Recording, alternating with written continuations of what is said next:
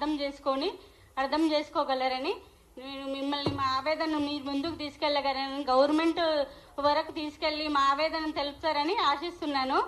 అదేవిధంగా మేము ప్రతి కాంపిటీషన్లో కూడా అందరు పాల్గొంటారండి. అందరు ముందుకు రాలేరు. ప్రతి దాంట్లోనూ కూడా ముందుకు రాలేని వాళ్ళు వెనక ఉన్న వాళ్ళ విద్యార్థులకు వేరే వాళ్ళు సపోర్ట్ చేసి ఈ విధంగా చేయడం, కేసులు ఇవన్నీ చేయడం అయితే న్యాయంగా అనిపించట్లేదు.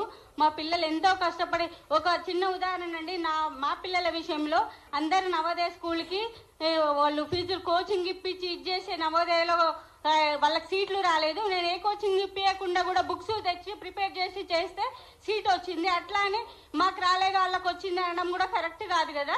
రాని వాళ్ళు ఎప్పుడు ఎక్కడ ఉంటారండి. ఉన్నంత మాత్రం వాళ్ళకి సపోర్ట్ చేసి రాజకీయాలు ఇచ్చేసి వాళ్ళని ముందుకు చేసి కోర్టులేసి కేసులు వేసి అదంతా కరెక్ట్ కాదండి. ఇది ఎందుకంటే మా పిల్లల ఆవేదన, వాళ్ళు పర్సనల్ లైఫ్ను కూడా సాటిస్ఫాక్షన్ చేసి, మా పాప పెళ్ళయింది, ఆమె లైఫ్ను కూడా అత్తగారింటికి వెళ్లకుండా కోచింగ్ల సెంటర్లో ఉండి చదువుకుంటూ మేము ఫీజులు కట్టి అవన్నీ భరిస్తూ ఇది చేసి లాస్ట్కి ఇక్కడి వరకు వచ్చిన తర్వాత మళ్ళీ వెనక్కి వెళ్ళాలంటే ఎంత సఫర్ అవుతుందో అర్థం చేసుకోవాలండి అందరూ. గవర్నమెంట్ కూడా మాకు సాయంగా ఉండి ముందుకు మమ్మల్ని చేయాలని, అదేవిధంగా మెయిన్స్ యూపీఎస్ వాళ్ళకు మెయిన్స్లో క్వాలిఫై అయిన వాళ్ళకి 1,00,000 ఇస్తాము, ప్రిలిమ్స్లో క్వాలిఫై అయిన 1,00,000 ఇస్తామని అంటారు. మన తెలంగాణ గవర్నమెంట్ వాళ్ళకు గ్రూప్ 1 ఆఫీసర్స్ మీరు కూడా హెల్ప్ చేసి మాకు కూడా ఏదో విధంగా హెల్ప్ చేయాలని, ఇది ఈ విధంగా మాకు జరుగుతున్న అన్యాయాన్ని ఎదిరించాలని కోరుకుంటున్నాం గవర్నమెంట్ను కూడా. మా ఆవేదనను మీరు మీడియా మిత్రులందరూ మా ఆవేదనను మీరు ముందుకు తీసుకెళ్తారని కోరుకుంటున్నామండి.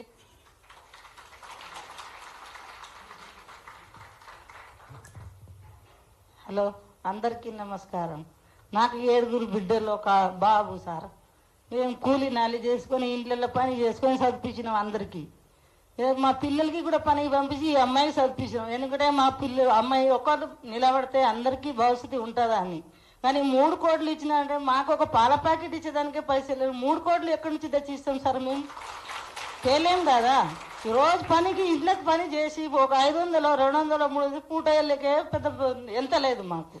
ఈ దానికి 3 కోట్లు 4 కోట్లు పిల్లలు లంచం ఇచ్చారు, అది ఇచ్చారని అనే వరకు కరెక్ట్ కాదే. అది చాలా అన్యాయం చేసినారు. మా పిల్లలు 4 నెలల బాబుకు విడిచిపెట్టి కోచింగ్ పంపించినాము, సెంటర్కి ట్యూషన్ పంపించాము, అన్నీ పని చేసి పంపించినాం సార్. మేము పని చేసి పంపించినా కూడా 7 పిల్లల తర్వాత ఒక్క అమ్మాయి సాధిస్తే మా భవిష్యత్తు నిలబడుతుందేమో అని అంతవరకు అనుకుంటే ఇప్పుడు కరెక్ట్ కాదు అది. ఎందుకంటే చాలా అన్యాయం జరిగింది. ఇప్పుడు ఉన్న ప్రభుత్వంకి మాకు చాలా అన్యాయం జరిగింది. ఇది న్యాయం కావాలి మాకు. ఏదైనా పిల్లల భవిష్యత్తు పాడు చేయవద్దు. ఇప్పుడు మూడోసారి ఎట్లా అయింది, ఇప్పుడు 4వసారి ఎట్లా అయింది అని అనుకుంటే పోతే ఎట్లా సార్? వాళ్ళ భవిష్యత్తే పోతుంది. ఇప్పటికే సగం ఏజ్ అయిపోయింది వాళ్ళది.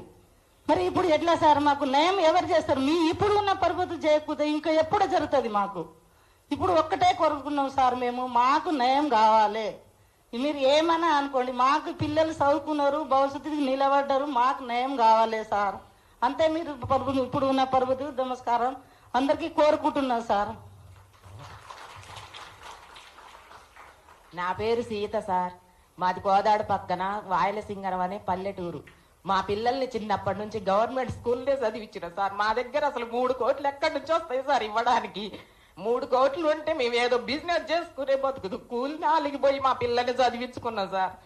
మా భవిష్యత్తు ఇట్లా అయిపోయింది, కూలి బతుకు అయిపోయింది. దయచేసి మీడియా మిత్రులకు చెప్తున్నా, మా పెద్దలు ఎవరు తెలవదు సార్. అసలు ఏ రికమెండేషన్ లేకుండా నేను చదువుకున్నా సార్. మా పిల్లలు 10th లో 1st క్లాస్ వచ్చింది సార్. నా కూతురు, నా బిడ్డ భవిష్యత్తు మంచిగా ఉంటుందని మేమెంతో సంతోషంగా ఉన్నాం సార్. ఇప్పటి వరకు మా పిల్లల్ని అన్యాయం చేయకండి సార్ దయచేసి. ఇంతకంటే ఎక్కువ నేను మాట్లాడలేము సార్.